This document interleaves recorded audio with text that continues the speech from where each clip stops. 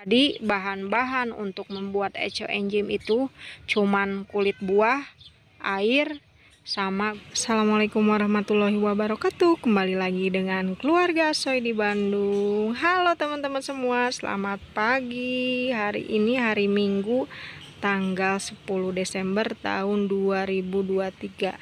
Nah, di video kali ini saya mau bahas tentang daun bawang gaji yang hari Kamis minggu lalu itu, beberapa hari ke belakang itu saya kirim bibitnya ke teman-teman yang udah ikutan PO daun bawang gaji.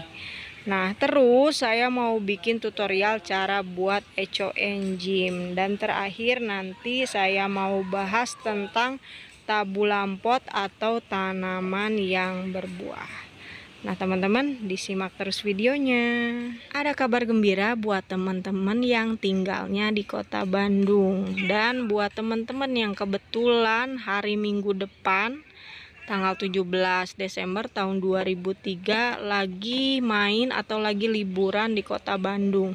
Jadi rencananya tanggal 17 itu saya mau jualan di Car Free Day Buah Batu. Nah, lokasinya itu ada di Jalan Kancra Raya. Nanti teman-teman kalau cari saya jualannya di mana, di Jalan Kancra Raya. Nah, kita lanjut lagi videonya. Nah, ini bahan untuk membuat si eco enjim. Tapi nanti kita bahas si eco enjimnya. Sekarang saya mau bahas dulu si daun bawang gaji. Yang hari Kamis yang lalu saya udah kirim ke teman-teman yang ikutan PO. Ini saya punya contoh satu anakan daun bawang gaji. Ini tuh hasil percobaan saya dulu, panen anakannya dicabut terus disimpan selama 1 minggu. Ini belum gede-gede amat, dan ini masih ditanam di polybag yang gak terlalu besar. Itu akarnya udah nembus. Gak tahu ini bakalan sebesar indukannya, belum tahu juga teman-teman, nanti saya update lagi. Dan langsung aja saya mau bahas soal si daun bawang gaji ini, yang mungkin hari ini udah pada nyampe di rumahnya teman-teman yang udah ikutan PO daun bawang gaji. Nah teman-teman, si daun bawang gaji ini emang jenisnya jumbo, jadi udah bawaan genetiknya dari sana. Untuk nanam daun bawang gaji ini, apalagi sekarang musim hujan, teman-teman yang pertama itu pastiin si media tanamnya itu poros. Untuk pembuatan media tanam, teman-teman bisa cek lagi video saya episode 49. Nah, untuk yang kedua, kalau teman-teman beli bibit online, teman-teman pastiin nanamnya jangan di media yang langsung besar dulu, media kecil dulu, asal cukup buat nanam bibitnya.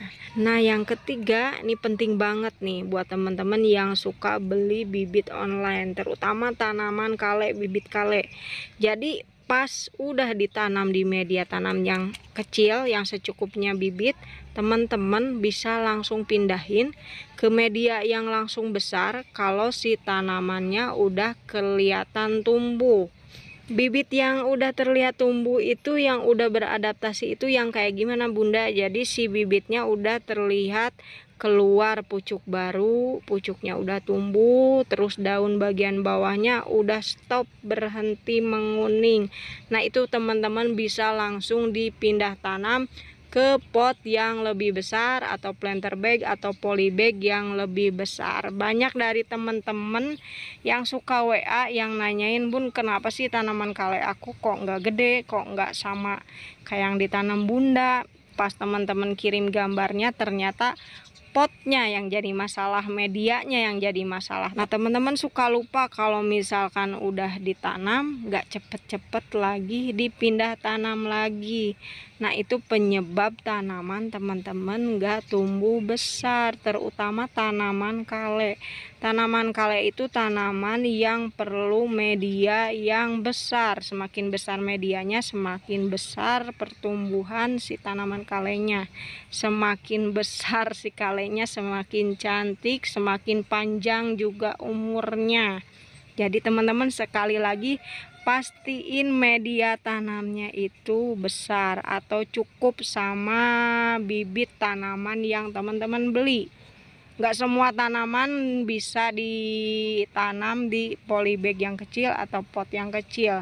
Contohnya kayak kale itu wajib besar. Nah, daun bawang wajib besar juga, tapi bisa di pot kecil. Tapi balik lagi, kalau misalkan potnya kecil, si tanamannya nggak tumbuh maksimal. Kalaupun tanamannya bisa tumbuh besar, tapi sekali lagi teman-teman nanti capek buat nyiramnya, nanti harus sering-sering kasih pupuknya.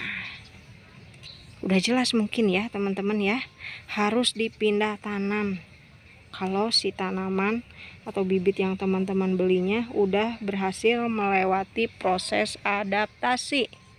Nah, lanjut untuk penyiraman, masih banyak yang suka bertanya-tanya lagi, penyiraman itu harus kayak gimana Bunda, harus berapa sekali dalam sehari. Jadi ini tanaman itu nggak kayak ngasih dosis buat minum obat teman-teman ya. Saya jelasin lagi, tanaman itu disiram kalau misalkan si tanamannya medianya udah terlihat mau kering, udah kering.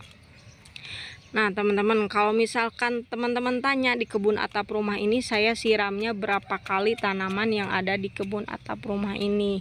Nah kalau saya biasanya cuman sekali, pagi-pagi aja, kecuali di musim yang ekstrim kayak bulan-bulan yang lalu, panas banget sampai 34 derajat Celcius. Nah itu saya 2 kali dalam sehari teman-teman, karena mungkin sekarang dibantuin sama paranet. Kalau nggak ada paranet mungkin harus sering-sering disiramnya, soalnya saya nanamnya di polybag kecil buat pembibitan tuh kayak gini teman-teman. Tuh polybag diameter 15 tapi tanamannya bisa tumbuh gede. Nah lanjut, yang kelima itu si tanaman daun bawang ini, tanaman yang perlu banyak banget matahari. Si tanaman daun bawang ini bakalan gemuk-gemuk kalau teman-teman simpan di tempat yang terkena full sun, atau enggak minimal si tanamannya terkena matahari sampai siang hari. Nah insya Allah tanaman bawangnya bisa tumbuh gendut-gendut. Dan yang keenam, jangan lupa si tanamannya dikasih makan, dikasih pupuk rutin. Kalau saya kasihnya kompos asoy sama eco enzim. Nah supaya si tanamannya tumbuh subur, supaya si tanamannya gemuk-gemuk. Dan yang terakhir nih yang penting banget, supaya si tanaman daun bawang gajinya nggak jadi kecil. Kebanyakan kalau nanam daun bawang itu si tanamannya jadi kuntet, terus si tanamannya jadi kurus-kurus. Nah itu kenapa kalau teman-teman nanam daun bawang suka ada yang kuntet, nggak tumbuh gede, karena itu kurang penyiraman. Hati-hati, daun bawang itu tanaman yang butuh banget air, tapi kalau kebanyakan juga nggak bagus. Jadi intinya untuk penyiraman secukupnya teman-teman ya, termasuk si daun bawang ini secukupnya, dikira-kira. Kalau tanamannya kering ya disiram lagi. Balik lagi masalah untuk si tanamannya supaya tetap gede, si daun bawang gajinya supaya tumbuh gede-gede nggak jadi kecil. Untuk panennya itu sendiri seperti ini teman-teman, jangan digunting ininya. Kenapa seperti ini? Kalau digunting batangnya seperti ini nanti tumbuhnya bakalan kecil-kecil. Boleh juga teman-teman dicabut. Dan untuk daun bawang gaji, supaya si daun bawang gajinya tetap gede, teman-teman jangan sampai nunggu anakan yang banyak banget. Jadi kalau teman-teman ngelihat si daun bawang gajinya udah keluar anakan 3 atau misalkan maksimal 5, kalau saya maksimal 5. Kalau 5 itu si daun bawang gajinya udah lumayan nggak gede lagi, tapi masih kelihatan gede kalau jenis bawang daun gaji ini. Nah teman-teman bisa dilihat lagi di episode 40, itu ada penampakan si daun bawang gaji yang saya tanam di kebun atap rumah ini, yang saya besarin. Si daun bawang gajinya ada di tempat pembibitan. Jadi pastiin kalau misalkan udah keluar anakan, teman-teman cepet-cepet pisahin, minimal 3 tuh. Pokoknya si tanaman daun bawang gajinya udah keluar anakan, teman-teman pisahin, perbanyak lagi. Bisa jadi teman-teman beli 2 bibit nanti bakalan jadi 10 bibit. Pokoknya diperbanyak dulu, dan cara panennya mending dipetik kayak gini aja. Bagian pinggir-pinggirnya. Jadi teman-teman mau masak, si bagian pinggir-pinggirnya dipetik-petik, jangan dipotong, supaya si tanaman daun bawang gajinya tetap tumbuh besar. Nah, saya ingetin sekali lagi, kalau misalkan anakannya udah banyak, cepet-cepet teman-teman pindahin. Maksimal 5, minimal 3. Pokoknya jangan sampai si batangnya kecil-kecil ya teman-teman. Lanjut, kita bikin tutorial cara membuat eco enzyme yang banyak di request sama teman-teman. Sebenarnya banyak tutorialnya di YouTube, tapi teman-teman banyak yang minta nih, mana video tutorial bikin eco enzyme-nya bunda, kok nggak ada di YouTube. Nah, emang belum pernah bikin untuk tutorial pembuatan eco enzyme. Nah, hari ini spesial nih buat teman-teman yang request. Nih saya bikinin tutorial cara membuat si eco enzyme cairan yang banyak manfaatnya. Nah, di depan saya ini udah ada bahan-bahan untuk membuat si eco enzyme. Bahannya apa aja? Nih saya pakai kulit nanas.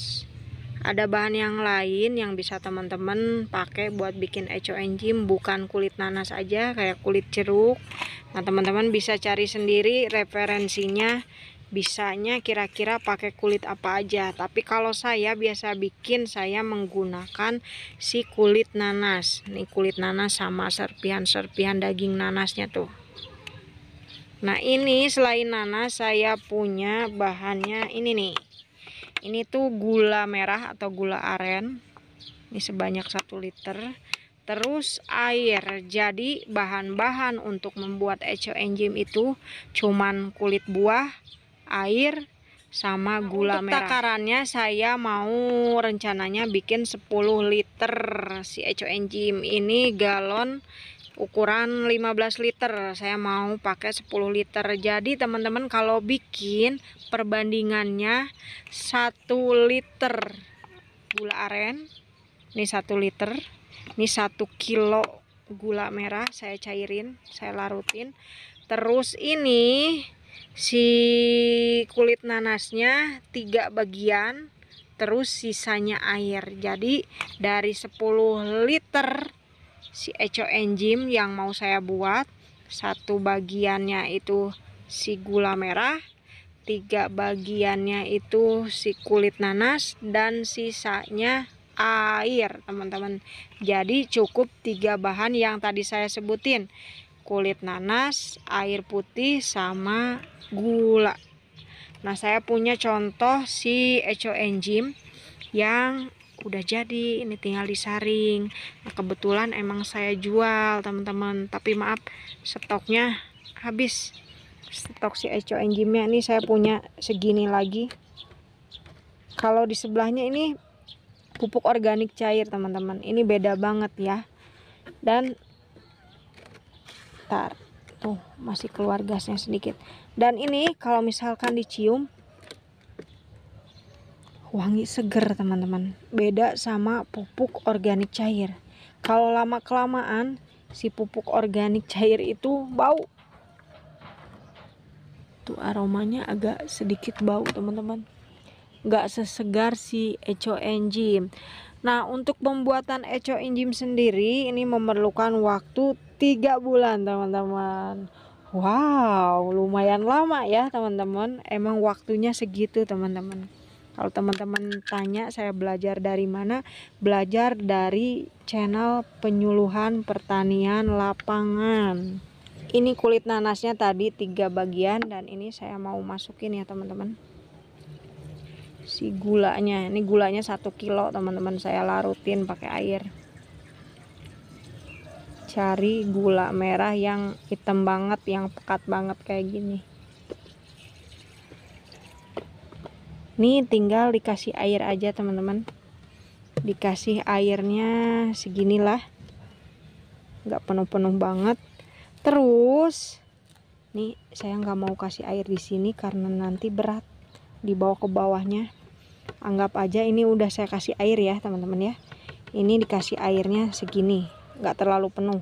Ini ditutup, dan setelah ditutup beberapa jam kemudian wajib dibuka, tapi dibukanya perlahan seperti ini teman-teman.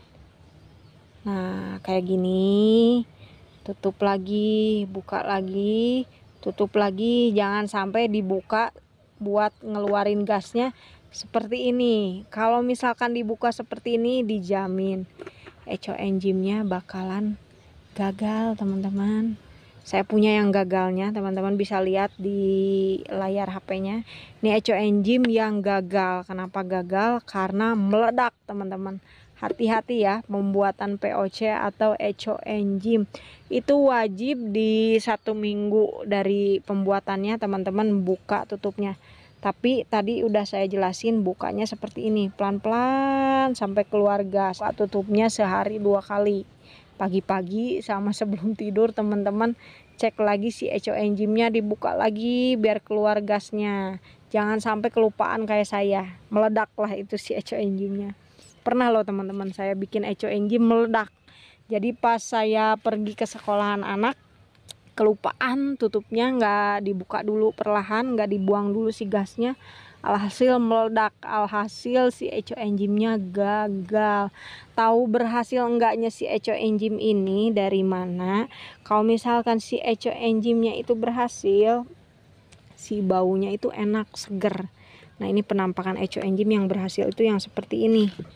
Beda kalau eco enzim yang gagal itu keluar jamur, tapi jamurnya nggak putih, jamurnya ada hitam-hitamnya. Pokoknya pas saya tutup lagi, pas meledak itu udah nggak bisa dipakai lagi, nggak bisa difermentasi lagi karena udah keluar udaranya dari dalam botol, jadi gagal. Jadi teman-teman pastiin buat bikin eco enzimnya, keluarin gasnya perlahan-lahan dan pastikan jangan kelupaan kayak saya. Nah ada cara lain supaya nggak ribet, supaya si botolnya nggak usah dibuka pelan-pelan kayak yang tadi saya jelasin, saya praktekin.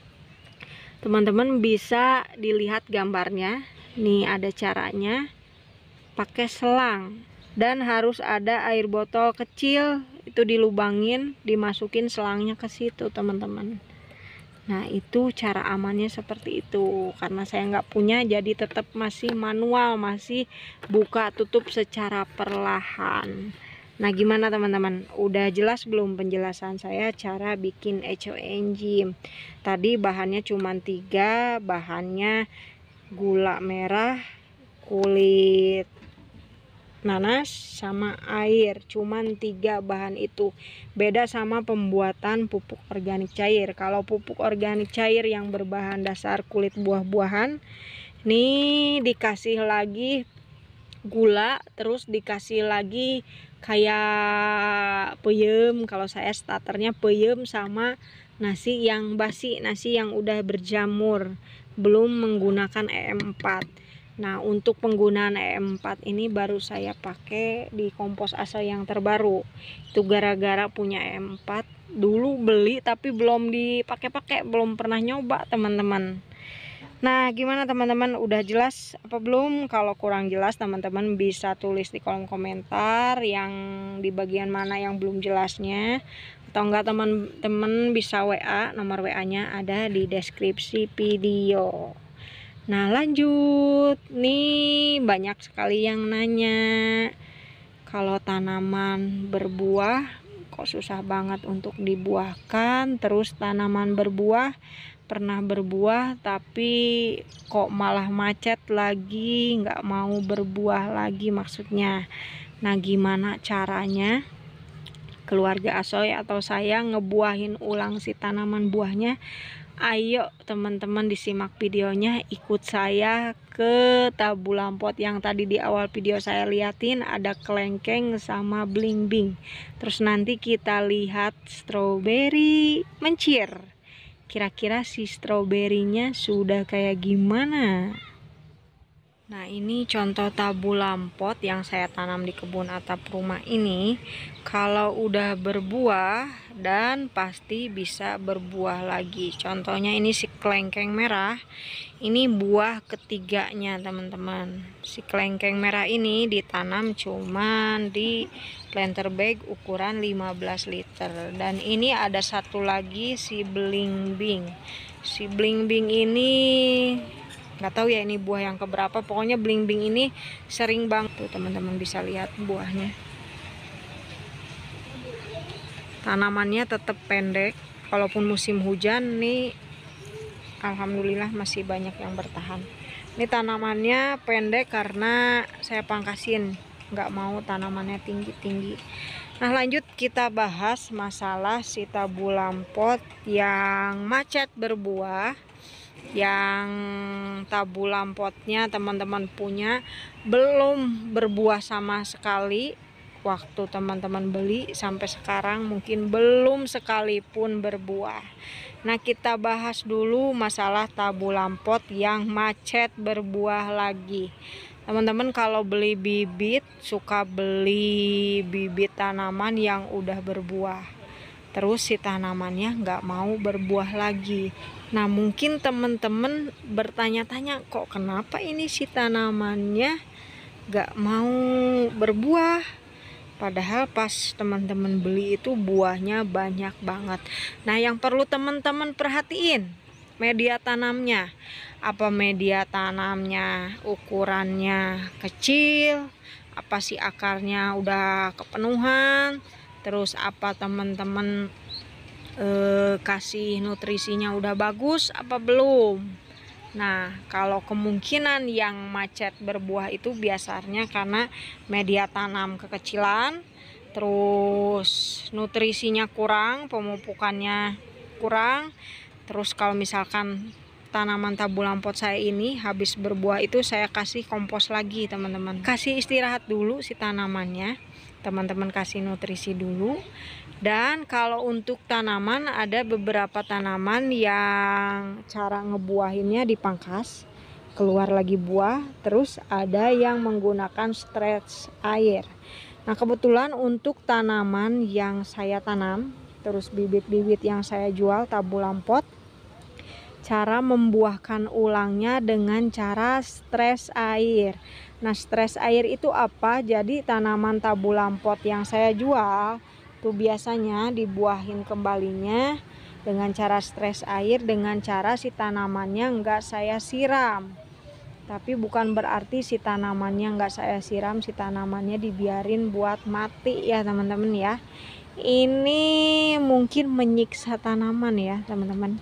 Si tanamannya kayak dibikin mau mati tapi nggak mati. Itu cara stres air dan itu cara yang ampuh buat ngebuahin ulang tanaman tabu lampot yang saya jual, yang saya tanam juga teman-teman. Ini buktinya ini nih, si kelengkeng merah sama si blingbing. Ini kelengkeng merah yang udah 3 kali berbuah. Teman-teman kalau yang ngikutin keluarga Asoy, ada penampakan video yang dulu-dulu pas panennya, penampakan si kelengkeng merahnya yang sedang berbuah. Nah, jadi teman-teman dicek lagi media tanamnya, nutrisinya, apa media tanamnya udah kekecilan, apa teman-teman ngasih pupuknya udah cukup apa belum. Terus yang terpenting itu cara membuahkannya ulang, kalau saya dengan cara stres air. Nah, teman-teman kalau mau beli bibit tabu lampot, pastiin teman-teman beli di tempat yang terpercaya. Jangan asal beli tabu lampot ya teman-teman. Jadi supaya teman-teman tahu ngebuahinnya ulang, teman-teman kalau bisa tanya ke pembelinya.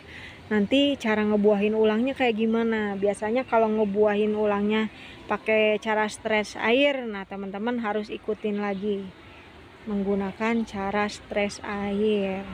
Tapi kalau tabu lampot yang saya tanam itu gak lama berbuah lagi. Contohnya ini teman-teman, asal dikasih kompos, asal dikasih makanan, pokoknya si tanahnya udah keluar lagi buah. Ini nggak maksimal karena mungkin si tabu lampotnya udah kekecilan, 15 liter, bayangin aja teman-teman, udah 3 kali berbuah, kayaknya harus diganti. nanti mungkin kita ganti di Cipatat. Banyak laler, ini udah kelihatan loh teman-teman si kelengkeng merahnya. Semoga mereka pada bertahan di tengah gempuran hujan setiap hari. Ini kelengkeng yang rasanya manis, terus aromanya unik, nggak kayak aroma lengkeng kayak biasa, enak wangi pokoknya. Tapi kulitnya tipis teman-teman, nggak setebal kayak kelengkeng diamond sama kelengkeng. Nah, jadi itu teman-teman, cuman itu aja keluarga asoy kalau cara membuahkan ulangnya. Dan ingat satu lagi yang penting teman-teman, tanaman berbuah itu wajib terkena full sun kalau si tanaman berbuahnya pengen bagus berbuah, pengen hasil buahnya banyak. Nah, kita lanjut lagi teman-teman, kita bahas satu lagi tanaman yang macet berbuah. Nah, itu banyak banget yang suka WA nanyain, Bun, kenapa nih tabu lampot saya kok sampai sekarang belum berbuah-buah dari pertama kali beli. Nah, saran saya nih teman-teman ya, kalau beli tabu lampot, beli yang udah berbuah, jangan yang belum berbuah teman-teman ya. Itu saran dari saya. Terus pastiin teman-teman tahu beli dari mana, tahu asal usulnya ya teman-teman ya. Terus teman-teman wajib nanya ke pembelinya, ini tanamannya dulu dicangkokkah atau di stek pucukkah atau dari biji kah. Nah, itu menentukan cepet enggaknya si tanaman tabu lampot teman-teman itu berbuah. Nah, kalau misalkan tanaman yang saya tanam ini sama bibit-bibit tabu lampot yang saya jual itu kebanyakan itu sambung pucuk sama cangkok teman-teman. Kalau kelengkeng ini dicangkok. Nih hasil cangkokan kelengkeng ini. Kalau ini jeruk nih sambung pucuk, kelihatan tuh teman-teman bekasnya. Ini juga nih sambung pucuk. Nah, jadi teman-teman harus tahu dulu asal usulnya, dari cangkok, dari sambung pucuk, apa dari biji. Nah, kalau dari biji teman-teman suka banyak yang nanyain, kalau dari biji itu kemungkinan si tanaman untuk berbuahnya membutuhkan waktu yang agak lama. Nah, untuk dari cangkok sama dari sambung pucuk itu kemungkinan si tanamannya bisa berbuahnya cepat. Nah, kalau teman-teman punya tabu lampot itu dipangkas aja si bagian atasnya kayak gini. Pangkas aja, nanti ngerangsang pucuk baru, ngerangsang buah. Dan jangan lupa dikasih nutrisi tanamannya, dikasih kompos, dikasih eco enzim, dikasih POC kalau teman-teman mau pangkas si tanamannya. Jadi sebelum dipangkas teman-teman kasih dulu si tanamannya makanan, si tanahnya dikasih makan dulu ya teman-teman. Jadi nanti nutrisinya diserap tanaman. Terus tadi saya udah jelasin dipangkas tanamannya. Terus bisa juga teman-teman menggunakan metode stres air yang tadi saya jelasin. Metode stres air itu ampuh banget buat bikin tanaman tabu lampot itu berbuah. Karena kalau saya pakai metodenya metode itu teman-teman, itu ampuh banget bikin tanaman tabu lampot saya cepat berbuah. Teman-teman bisa dicoba di rumah sendiri ya, dibikin si tanamannya kayak yang mau mati tapi nggak mati ya teman-teman ya. Untuk tutorial caranya bisa teman-teman cari di YouTube, itu banyak metode stres air. Nah, setelah dipangkas pastiin teman-teman ya umur si tanamannya itu cukup buat dibuahkan, minimal 1 tahun buat tanaman tabu lampot. Kalau buah tin itu lebih cepat. Kalau saya dulu 8 bulan beli bibit yang masih kecil, ditanam 8 bulan udah keluar buah. Nah, buat tanaman yang suka macet berbuah tadi saya udah jelasin, dipangkas si tanamannya, terus cobain teman-teman metode stres air. Dan satu lagi teman-teman, ini tuh cara yang terakhir. Kalau misalkan teman-teman udah coba metode pangkas masih belum keluar juga buahnya, terus udah coba metode stres air masih juga belum keluar buahnya, teman-teman bisa cobain si batang tabu lampotnya dikerat, disayat kayak menyayat buat nyangkok. Nah kayak gitu teman-teman, cari batang cabangnya. Ini kan primer, sekunder. Nah cabang sekundernya teman-teman bisa sayat di bagian itu. Nah biasanya itu bisa mengeluarkan buah. Saya pernah sharing di Instagram teman-teman, cara buat ngebuahin tanaman yang susah banget untuk berbuah.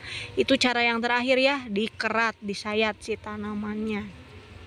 Itu cara yang terakhir. Jadi teman-teman jangan langsung pakai cara yang terakhir, pakai dulu cara pangkas sama cara stres air. Kalau misalkan udah bener pesimis banget, udah pusing harus kayak gimana lagi, baru itu cara yang terakhir teman-teman coba.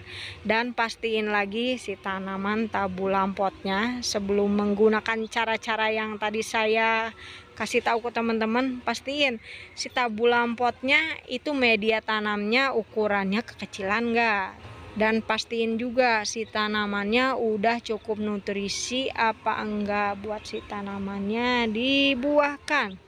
Nah udah jelas apa belum teman-teman? Jadi ada 3 cara ya yang pernah saya coba. Cara pangkas kayak ini nih si tanaman belimbing, cara stres air, sama cara kerat atau cara menyayat batang tanaman tabu lampotnya. Itu pernah saya uji coba di rumah bapak, ada pohon nangkanya. Mungkin teman-teman kalau ngikutin saya di Instagram pernah lihat postingan saya cara membuahkan tanaman nangka yang ada di rumah bapak. Itu saya pakai cara yang terakhir, cara dikerat, karena itu nanamnya langsung di tanah teman-teman. Kalau di tanah stres air agak susah. Tadinya si tanaman pohon nangkanya mau ditebang sama bapak, cuman kata saya, sayang banget mau ditebang. Saya coba disayat, ternyata alhamdulillah berhasil. Sampai sekarang si pohon nangkanya alhamdulillah banyak banget buah nangkanya. Nah gimana teman-teman, udah jelas apa belum? Kalau misalkan ada yang belum jelas, teman-teman bisa tulis di kolom komentar. Kalau enggak bisa japri, bisa langsung aja WA. Nah kita lanjut, kita lihat si strawberry mencir. Nih saya udah punya si Eco Enzyme. Eco Enzyme ini kebetulan saya jual, tapi maaf teman-teman ya, stoknya kosong. Ini biasa saya jual harganya 15.000, tapi nanti kalau teman-teman beli lagi harganya naik jadi 18.000. Masih terjangkau kalau teman-teman, masih murah. Kalau teman-teman nggak beli juga bisa bikin sendiri di rumah. Tadi kan saya udah jelasin cara tutorial pembuatannya, cuman harus sabar ya teman-teman ya. Kalau membuat Eco Enzyme beda kayak bikin POC yang bisa 2 minggu. Kalau si Eco Enzyme ini memerlukan waktu sampai 3 bulan. Nah untuk pengaplikasiannya kepada tanaman yang ada di depan ini nih teman-teman, terutama ini tanaman stroberi si mencir yang kebetulan lagi berbuah tuh, Masya Allah teman-teman, berbuah sama berbunga. Ini baru sekali dikasih pupuk, dikasih kompos asoy aja teman-teman.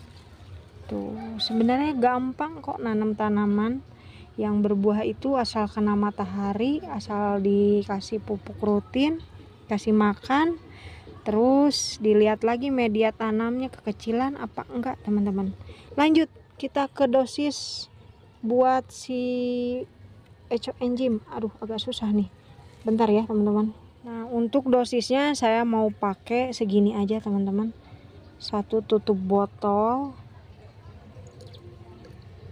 Nih masukin ke dalam, nggak nyampe 2 liter, kurang, pokoknya 1 ini nih sekitar 2 liter lah mungkin ini ya. Ini kalau saya kasih POC itu emang nggak terlalu banyak teman-teman, nggak pernah banyak-banyak, kasih pupuk organik cair secukupnya aja. Ini tinggal diaduk, nanti kita semprotkan ke tanaman stroberi yang kebetulan lagi berbunga sama yang lagi berbuah. Nah sebenarnya berkebun secara organik itu gampang teman-teman, dan pupuknya murah juga, teman-teman bisa bikin sendiri di rumah dari bahan-bahan yang ada. Kalaupun teman-teman gak punya bahannya, teman-teman pasti suka beli buah-buahan di pasar. Nah, tinggal minta aja ke tukang buahnya, insya Allah pasti dikasih. Kayak saya nih minta ke teman, tapi tetap aja saya beli buah-buahannya di situ. Malu juga kalau seringan minta, teman-teman. Nah, ini saya mau kasih lihat ke teman-teman, si Eco Enzimnya mau saya semprotkan ke tanaman stroberi yang sedang berbuah. Untuk dosis si Eco Enzim itu sendiri, kalau saya belajar dari penyuluhan pertanian lapangan itu 2 liter per 15 mili. Kalau dosisnya, kalau saya ini tadi kasihnya cuman 1 tutup aja. Nih kayak gini, teman-teman. Udah cuman gitu aja, teman-teman. Disemprot aja, jangan banyak-banyak. Jangan sampai si tanamannya malah nanti jadi gosong. Bukan tanaman ini aja yang mau saya semprot, semua tanaman yang ada di kebun atap rumah ini. Ini fungsinya apa buat tanaman? Ini fungsinya buat tanaman yang berbuah bagus nanti buahnya. Terus buat tanaman yang terkena jamur, nah itu lumayan ampuh. Teman-teman punya tanaman yang keriting pucuknya, boleh teman-teman semprotin si Eco Enzim ini. Agak gedean ya spraynya. Kita sambil jalan-jalan ke sini nih. Dikit aja, teman-teman. Tuh kayak gini. Ini si poh-pohan.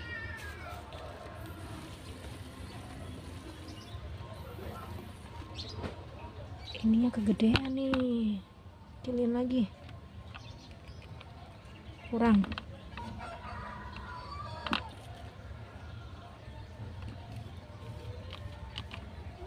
Kayaknya ada yang mampet semprotannya, teman-teman. Kita lanjutin nanti aja, teman-teman, karena pasti ini durasi videonya udah kepanjangan. Sambil saya closing, tutup videonya sambil kita lihat-lihat ini nih, si bayi-bayi poh-pohan. Tuh cantik-cantik kan, teman-teman. Nih, terutama nih si poh-pohan yang sering banget mengkerut pucuknya kayak gini. Wajib teman-teman dikasih Eco Enzim biar nggak mengkerut. Kalaupun itu udah mengkerut, biasanya nggak bakalan balik lagi, teman-teman bisa potek aja, nanti juga keluar tunas baru. Tuh si bayi-bayi oregano sama poh-pohan. Ini kayak gini nih, teman-teman. Pembibitan poh-pohan dari anakan, kayak kale, bukan dari anakan sih, dari tunas yang baru. Sama aja mungkin ya. Tuh, ini dipotek, ditanam, nanti jadi banyak, teman-teman. Nah, kayaknya untuk video kali ini cukup sampai di sini. Semoga bermanfaat videonya buat teman-teman. Kalau ada yang mau ditanyakan, terus kalau ada yang mau kasih ide buat bikin video apa minggu depan, teman-teman bisa tulis di kolom komentar. Dan sampai jumpa di video berikutnya. Dah teman-teman semua.